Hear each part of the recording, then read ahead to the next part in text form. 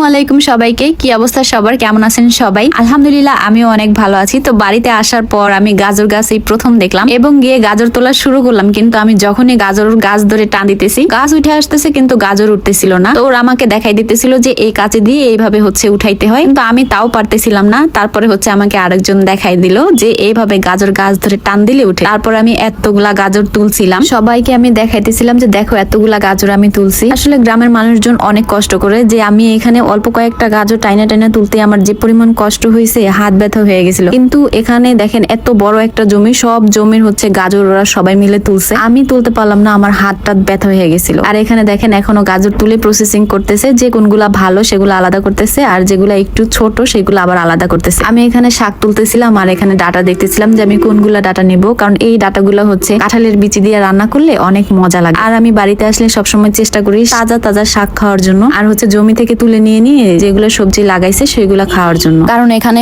Formalin মুক্ত একদম fresh শাকসবজি পাওয়া যায়, এই জন্য আমি বাড়িতে আসলে এইগুলো শাক সবজি সবকিছু তুলে নিয়ে খাই। আর এখানে আমি ছোট ছোট শাক তুলতেছিলাম, কারণ এখানে বিভিন্ন ধরনের শাক আছে, আর বিভিন্ন ধরনের শাক একদম বেশি করে পেঁয়াজ রসুন দিয়ে বাগার দিলে এত মজা লাগে। ঢাকা শহরে আমরা আসলে এরকম ধরনের টাটকা শাকসবজি পাই না, এই জন্যই দেশে এসে আমরা পুরো পাগল হয়ে যাই টাটকা শাকসবজি খাওয়ার জন্য। আর এখানে আমি লাল এবং সাদা ডাটা নিছিলাম। এই ডাটা আমি চিংড়ি মাছ আর কাঁঠালের বিচি দিয়ে রান্না করব। আর এখন মাগরিবের আজান দিয়ে দিয়েছে, তাই আমরা তাড়াতাড়ি দৌড়ে বাড়ি চলে যাইতেছিলাম এবং বাড়ি গিয়ে রান্নাও করব। সবাই সুস্থ থাকবেন, ভালো থাকবেন, আমাদের জন্য দোয়া করবেন। আল্লাহ হাফেজ।